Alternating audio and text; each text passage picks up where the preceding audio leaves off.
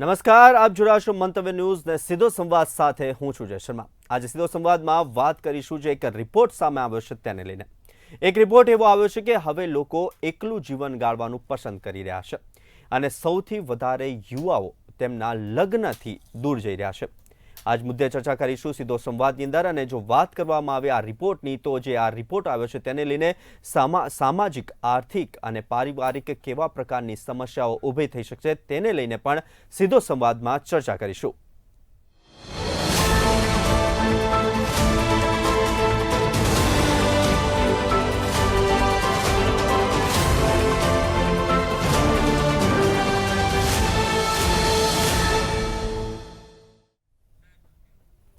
લગ્ન જીવનનો મોહભંગ question mark આ બહુ મોટો સવાલ હાલ સમાજની અંદર પ્રવર્તી રહ્યો છે। આજ મુદ્દે ચર્ચા કરવા માટે આપણી સાથે સ્ટુડિયોમાં જોડાયા છે સુભાષ પાંડર, ડોક્ટર સુભાષ પાંડર સમાજશાસ્ત્રી તરીકે, સોનલ જોશી એડવોકેટ ગુજરાત હાઈકોર્ટ અને જ્યોતિ અમીન સામાજિક કાર્યકર્તા તરીકે। છેલ્લો સૌથી પહેલાં તમામ દર્શક મિત્રોને જણાવવામાં આવશે કે જે પ્રમાણે દિવસે ને દિવસે યુવા વર્ગ લગ્નથી દૂર જઈ રહ્યો છે તેને લઈને સમાજની અંદર ખૂબ જ મોટું પરિવર્તન આવી શકે છે। આજ મુદ્દે ચર્ચા કરીશું અને આ સાથે અમારી સાથે સૌથી પહેલાં સુભાષભાઈ તમારી સાથે એક મોટો પ્રશ્ન સામે લઈને આવું છું કે યુવા પેઢી લગ્ન વ્યવસ્થાથી જે વિમુખ થઈ રહી છે તેની પાછળ આપ શું માનો છો? સામાજિક અને મનોવૈજ્ઞાનિક લક્ષણો કયા હોઈ શકે? ખાસ કરીને આપણે જોઈએ તો લગ્નના સંદર્ભમાં તો પરંપરાગત જે આપણી લગ્ન વ્યવસ્થા હતી તો તે લગ્ન વ્યવસ્થા 7 જન્મની વાત કરવામાં આવે છે।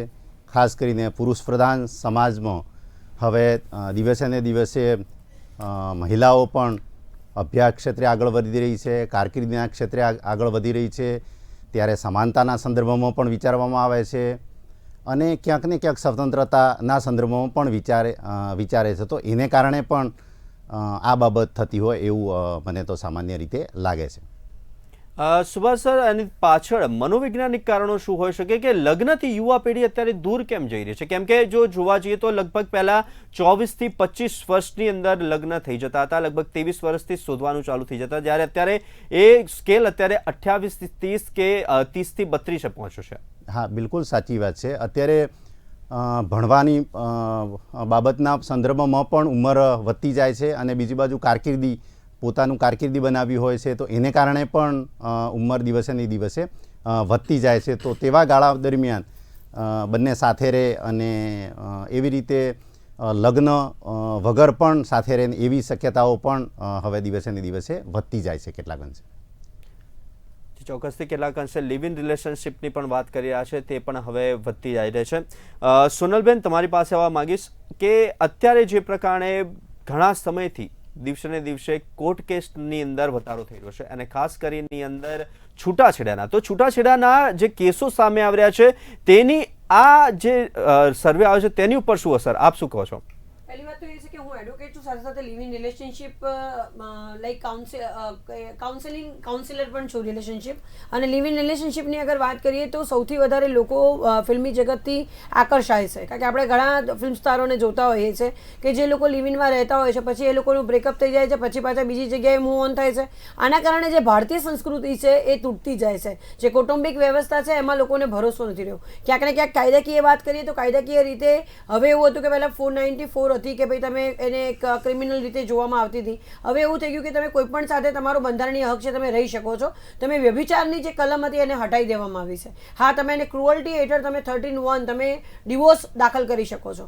હવે રહી વાત તમારી જે ક્વેશ્ચન હતો એમાં હું પોતે સોશિયલ એક્ટિવિસ્ટ તરીકે પણ કામ કરું છું, તો સંબંધોની વાતમાં લોકોને સંબંધ જોઈએ છે ખરો, પણ લોકોને એવી વસ્તુ થઈ ગઈ છે કે લોકોને ક્યાંક ને ક્યાંક ફ્રીડમ જોઈએ છે, સ્વતંત્રતા જોઈએ છે। દરેક સંબંધની અંદર ક્યાંક ને ક્યાંક તમને રોકવામાં આવે છે, તારી આદત નહીં ગમે, તું આવું પહેરવું એ નથી ગમતું, તું આવું બોલવું એ નથી ગમતું। શરૂઆત કન્વર્સેશન અહીંથી થાય છે, તમે જેવા છો એવા એક્સેપ્ટ કરવામાં નથી આવતું। બંને વ્યક્તિઓ અલગ અલગ છે। આજે હું વાત કરીશ કે આજે હું 22 વર્ષથી આ ફિલ્ડમાં છું, ઇવન કદાચ એવું નવાઈ લાગે સમટાઈમ આપણને વાત કરતા, હું સેલિબ્રિટી કાઉન્સિલર પણ છું, પણ ઘણી વખત જે નોર્મલ વ્યક્તિ આજનો છોકરાઓ જે જનરેશન જી છે અને સેલિબ્રિટી જે હોય એ બંનેના ક્વેશ્ચન સરખા જ હોય છે। એટલે ક્યાંક ને ક્યાંક ફ્રીડમના લીધે લોકોને એવું છે કે આ લગ્ન વ્યવસ્થા છે, ડિવોર્સ લેતા ટાઈમ લાગશે, કોર્ટ કોર્ટમાં તારીખ પે તારીખ પડશે, મને એલિમની આપવી પડશે, કોર્ટ કેસીસ થશે, આ બધામાં મારે નથી પડવું. અને કદાચ નવાઈ લાગશે, હું આટલા બધી જગ્યા પર જતી પણ હોઉં છું. લોકો પોતે લગ્ન વ્યવસ્થા બાદ લોકોને બાળકો પણ નથી જોઈતા. લગ્ન વ્યવસ્થા કદાચ આવનારા 50 વર્ષની અંદર જો કોઈ લગ્ન કર્યા હશે ને તો લોકો ફોટોગ્રાફી કરશે એની કે આને લગ્ન કર્યા છે. અત્યારની પરિસ્થિતિ આવી છે. અમે લોકોને લગ્ન વ્યવસ્થા પર ભરોસો મૂકવાની વાત કરીએ છીએ, પરંતુ કદાચ નવાઈ લાગશે કે લગ્ન પહેલાંનો જે અટ્રેક્શન કે જે પ્રેમ હોય છે એ યથાવત હોય છે. જેવું લગ્ન થાય છે એટલે પછી એવું થઈ જશે કે મારું પાર્ટનર હવે ક્યાંય જવાનું નથી, એનું ઇમ્પોર્ટન્સ ઘટી જતું હોય છે. એક્સ્ટ્રા મેરિટલ અફેર છોકરીઓ બાજુથી પણ એટલા છે અને છોકરા બાજુથી પણ એટલા છે. એટલે ક્યાંક ને ક્યાંક આ બધી વસ્તુઓના લીધે બાળકોનું ભવિષ્ય શું, બાળકો મૂકીને ભાગે છે. મારી પાસે હજી મેં ગઈકાલે જ હાઈકોર્ટમાં પ્રોટેક્શન દાખલ કર્યું છે. 3 દિવસ પહેલાંનો કિસ્સો છે. છોકરાને 2 બાળકો છે, છોકરીને પણ 1 બાળક છે. બંને જણાને પ્રેમ થઈ ગયો. નીચે બિલ્ડિંગમાં છોકરા રમાડતા 2 વખત ભાગી ગયા અને 3જી વખત ફરી ભાગી ગયા છે કે અમને કશું જોઈતું નથી, અમારે બેને અલગ રહેવું છે. એટલે આવું ક્યારેય કલ્પના નથી કરી. અત્યારનો સમાજ બહુ ચેન્જ થઈ રહ્યો છે. જે ચોક્કસથી જે સમાજ ચેન્જ થઈ રહ્યો છે. જ્યોતિબેન, તમારી પાસે આવવા માંગીશ. સૌથી પહેલાં એક આપ સ્ત્રી બી છો, સાથે જ ગૃહિણી, એક માતા તરીકે તમે તમામ જે પાસા છે તે તમે જોયા છે. તો અત્યારે સૌથી વધુ આર્થિક પરિસ્થિતિ લોકોના ઘરની કેવી છે એ તો આપણે સૌ કોઈ જાણીએ છીએ. મોંઘવારીનો દર વધી રહ્યો છે, ત્યારે લગ્ન સાથે આ જે આર્થિક પાસું પણ જોડાયેલું છે, તો તેને લઈને પણ આ લગ્નનો રેશિયો ઓછો થઈ રહ્યો છે કે લોકો સિંગલ રહેવાનું પસંદ કરી રહ્યા છે. જય, હું એક વસ્તુ કહેવા માંગીશ કે અત્યારે જે આ પ્રોબ્લેમ ઊભો થયો છે કે આ બધા લોકો મોડે સુધી સિંગલ રહેવાનું પસંદ કરે છે, તો એક મોટું કારણ એમાં કારકિર્દી છે, કેરિયર. એટલે હવે છોકરા અને છોકરીઓ બંને કેરિયર ઓરિએન્ટેડ થઈ ગયા છે. તો હવે હું પહેલાં ક્લિયર કરવા દો કે હું ઓર્થોડોક્સ બિલકુલ નથી, પણ આપણે ત્યાં જે આપણા જીવનનું જે મૂળ કારણો છે એમાંનું એક હોય કે પ્રજોત્પત્તિ અને વ્યભિચાર સમાજમાં ના વ્યાપે, અંધાધૂંધી ના સર્જાય, એના માટે લગ્ન વ્યવસ્થા. એટલે એ બહુ જરૂરી છે. હવે હું કહું કે અત્યારના યુવા પેઢી લગ્ન જીવનથી કેમ દૂર ભાગી રહી છે, તો એના 2 મોટા કારણ છે. છોકરીઓ છે એમને સ્વતંત્રતા પર તરફ લાગે છે અને છોકરાઓ કે છોકરીઓ બંને બાજુ પોતાની કેરિયર ઉપર ફોકસ કરવા માંગે છે. એટલે હું બંનેની છણાવટ કરીશ. પહેલી વાત લઈએ આપણે કેરિયરની. તો કેરિયર એટલે શું? મારે આજની યુવા પેઢીને પૂછવું છે કે તમે કેરિયર કોને ગણો છો કે એની ટોપ ઉપર ક્યાં સુધી પહોંચવા માંગો છો? આજે તમે ક્યાંય પણ કામ કરતા હો તો તમે વિચાર્યું છે કે તમે ટોપ સુધી ક્યાં સુધી પહોંચી શકશો અને એ કયા ભોગે? અને લગ્ન ક્યાં વચ્ચે આવે છે મને આજ સુધી નથી સમજાયું. કારણ કે તમે એક જગ્યાએ નોકરી કરતા હો અને તમે લગ્ન કરો તો ઉલટું મને તો એવું જ લાગ્યું છે, મારા બંને બાળકો પરિણીત છે, એમને ક્યાંય એમની કારકિર્દીમાં લગ્ન નથી નડ્યા, પણ ઉલટું એમને એક જાતનો ઇમોશનલ મોરલ સપોર્ટ રહ્યો છે કે જ્યારે હાર્ડ ટાઈમ કોઈની બી પ્રોફેશનલ લાઈફમાં આવતો હોય ત્યારે જીવનસાથી તરફથી એક સપોર્ટ મળી રહે, એ ગુમાવો છો. બીજી વસ્તુ કે એક આપણું બાયોલોજિકલ ક્લોક હોય, સોશિયલ ક્લોક હવે મોડું થયું છે. પહેલાં જે 24-25 વર્ષની ઉંમરમાં લગ્ન થતા હતા અને છોકરીઓના 22-23 વર્ષની ઉંમરમાં એ એક આદર્શ હતું. કારણ કે આપણી જે બાળકો પેદા કરવાની જે ઉંમર હોય છે એ બિફોર 30 થાય તો મેડિકલ ઇશ્યુઝ નથી ઊભા થતા. 30 વર્ષની ઉંમર પછી સ્ત્રીને મેડિકલ ઇશ્યુઝ ઊભા થાય. બીજો પ્રોબ્લેમ આવે ઇમોશનલ. એક એડજસ્ટ થવાનું હોય, કારણ કે 2 વ્યક્તિ મળે ત્યારે ટોટલી જુદા હોય અને એ લોકોને એડજસ્ટ થવું જ પડે. આજે તમે ઓફિસ જાઓ છો, તમારા કલીગ્સ જોડે એડજસ્ટ થાવ છો, સ્કૂલ કોલેજ ગયા હતા ત્યારે તમારા ક્લાસમેટ સાથે એડજસ્ટ થયા હતા, તો પછી જીવનસાથી સાથે એડજસ્ટ કરવામાં શું કરવા આટલો બધો વિચાર કરવો પડે. અને જ્યારે એડજસ્ટ કરવાની ઉંમર હોય તો 25ની ઉંમર પછી આ એક માનસશાસ્ત્રનો સાયકોલોજીકલ રિપોર્ટ છે કે એના પછી આદતો સ્ટીફ થવા માંડે. એટલે જેમ જેમ મોડું કરો એમ એડજસ્ટમેન્ટમાં અઘરું પડતું જાય. એ જ કારણ છે કે હું પણ પોતે કરું છું કે ભાઈ 20sમાં લગ્ન કરી લો તો એ સામાજિક અને આર્થિક રીતે તો કોઈને પણ એવું ભારણ નથી આવતું, કારણ કે આજે બંને જણા કમાતા હોય છે અને કોઈને અને એડજસ્ટ કરવાની જે વૃત્તિ હોય છે. તો એ બધી રીતે જુઓ એને આપણે લાંબા ગાળે જોઈએ તો સામાજિક વિષમતાઓ ખાસી ઊભી થઈ શકે. મેં લંડનનું ને અમેરિકાનું બહુ નજીકથી જોયું છે. હું ત્યાં રહી છું મહિનાઓ સુધી. ત્યાં આગળ હવે એ પ્રશ્ન જ થઈ ગયો છે જે અત્યારે આપણે ત્યાં હવે શરૂઆત થઈ છે. ત્યાં આગળ એ લોકો હવે એક જાતનું સામાજિક જાગૃતિના અભિયાન બનાવી દીધા લીધા છે, કારણ કે લોકો 35-40 વર્ષ સુધી પરણે એટલે પછી બાળકો થવામાં ઇસ્યુ થાય, એને લીધે જે જનસંખ્યાનો રેશિયો હોય એ બી બહુ ઇફેક્ટ થાય, એટલે એના લાંબા ગાળાના પરિણામો એ દેશો ભોગવી રહ્યા છે. તો ત્યાં હવે સરકાર પ્રોત્સાહિત કરી રહી છે કે લગ્ન કરે. થેન્ક ગોડ હજી આપણે એટલી બધી ખરાબ પરિસ્થિતિમાં નથી પહોંચ્યા. એટલે હું મંતવ્ય ચેનલનો આભાર માનું છું કે એમણે બહુ સરસ આજે વિષય લીધો છે, અને કદાચ યુવાઓમાં આના થકી જાગૃતિ આવે અને પોતાના નિર્ણય તરફ થોડુંક ધ્યાન આપે અને લગ્ન કરે તો સારું છે. એમાં કોઈ કશું ગુમાવવાનું નથી. Thank you Jaybhai. સુભાષભાઈ, તમારી પાસે આવવા માંગીશ. તો જે પ્રમાણે આ પશ્ચિમી ટ્રેન્ડ અહીંયા આવ્યો છે તેની અસર આપણા સમાજ ઉપર શું રહેશે? હા, બિલકુલ. પશ્ચિમી જે ટ્રેન્ડ છે કે પશ્ચિમના સમાજોમાં ખાસ કરીને મોટી ઉંમરમાં લગ્ન કરવા, ઘણા તો લગ્ન નહીં કરવા અને સાથે રહેવું, અને એ પ્રકારના જે ટ્રેન્ડ છે એ આપણા સમાજમાં પણ હવે આવી રહ્યો છે ધીરે ધીરે. અને ઉંમરના સંદર્ભમાં જોઈએ તો ઉંમરમાં પણ આપણે દિવસે દિવસે ઉંમર કારકિર્દી બનાવવામાં અને એમાં વધતો જાય છે, અને એને કારણે બીજી બાજુ લગ્નની ઉંમર નીકળી જાય છે કે અથવા તો લગ્નની ઉંમર વધારે 25થી ઉપર હવે દિવસે ને દિવસે થઈ રહી છે તેવું જોવા મળે છે. જે ચોક્કસથી. સોનલબેન, તમારી પાસે આવવા માંગીશ. તમે આપ એડવોકેટ બી છો, ઘર બી સંભાળો છો, તમામ પારિવારિક જે આપણી જવાબદારી હોય એ નિભાઈ રહ્યા છો, પણ અત્યારે બીજું એક છે કે છૂટાછેડાના કેસ ને એ બી તમારી પાસે આવતા હોય છે તમને, કે લોકોને હવે ઘરનું કામ કરવું નથી ગમી રહ્યું, એવા ઘણા બધા મુદ્દાઓ આવતા હોય છે કે વધારે ઘરમાં કામ કરવામાં આવે છે, મારે જોબ કરવી છે, મારું કેરિયર બનાવવું છે. જે આ પ્રકારના કેસો આવતા હોય છે તો તેમને કેવી રીતના ટેકલ કરો છો, કે તેઓને શું કહેવા માંગો છો કે આ પ્રમાણેની ઘટનાઓની પાછળ આ બી કારણ જવાબદાર છે? 100% જય. અગર જોવા જઈએ ને જય, તો પહેલી વાત એ સૌથી વધારે ઝઘડા કદાચ એવું કહી શકાય કે હાયર મિડલ ક્લાસ હોય કે ગમે તે હોય, સૌથી વધારે ઝઘડા થતા હોય તો કામ અને દહેજના કારણે થતા હોય છે. ગમે તેટલું મોટું ઘર હોય, ગમે તેટલા રૂપિયા હોય, ઘરમાં નોકર ચાકર હોય, છતાં બી કામને લઈને આંગળી ચીંધવામાં આવતી હોય છે. પરંતુ શું દીકરીએ કેરિયર નહીં બનાવવું જોઈએ? હવે સમાજે બદલાવાની જરૂર છે. દીકરીઓને પણ દીકરા જેટલું ઇમ્પોર્ટન્સ આપવામાં આવે. માત્ર ને માત્ર તમે એક મેડ ઘરમાં લાવો છો, લગ્ન કરીને લાવે. ઘણા વર્ષો સુધી એવું હતું જય કે કદાચ તમે જોયું હશે કે મારી મમ્મી લગ્ન કરીને આવી તો ટંક લઈને આવી હતી. પહેલા છોકરીને પરણાવેલા દહેજમાં કબાટ આપવાનું, પલંગ આપવાનું. તો શું એટલા ભિખારી હતા કે લગ્ન કરવા જાય છે તો એમની પાસે કશું નહોતું કે છોકરી એની વ્યવસ્થા કરીને લઈને જવાની?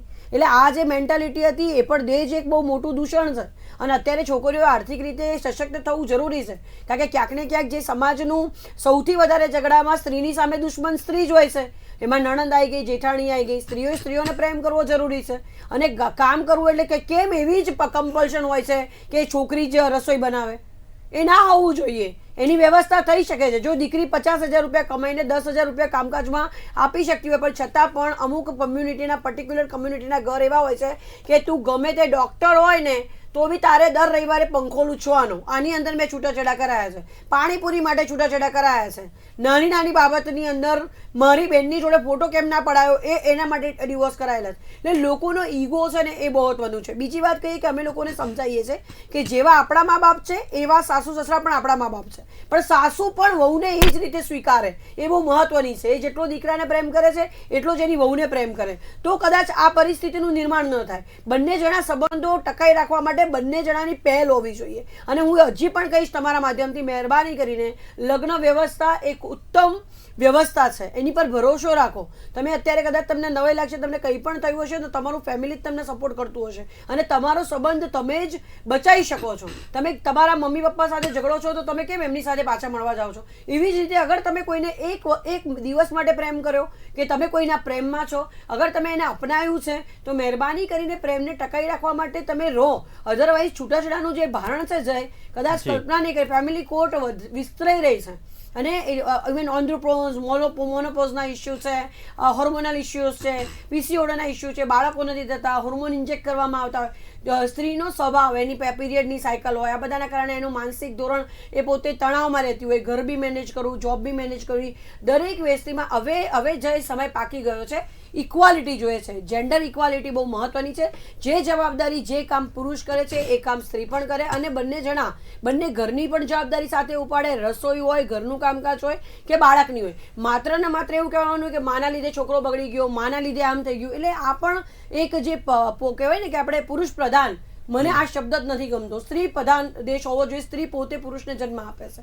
બંને ઇક્વાલિટીથી ચાલશે તો જ વર્કઆઉટ થશે. અને ક્યાંક ને ક્યાંક ઈગોના ઇસ્યુ છે, બધાના ટેન્ટ્રમ હોય. થોડો ટાઈમ પ્રમાણે તમે બી, even you are young boy, if you having a girlfriend, કમ ટાઈમ કામનું ભરાણો, ગુસ્સામાં કંઈ બોલાઈ ગયું, પણ એનો મતલબ એવો નથી કે તરત તમે બ્રેકઅપ કરી દો. તમારું મગજ કોઈ વખતે બીજું કંઈ વિચારતું, એટલે તમે ક્યાંક ને ક્યાંક તમારા પાર્ટનરને સમજો.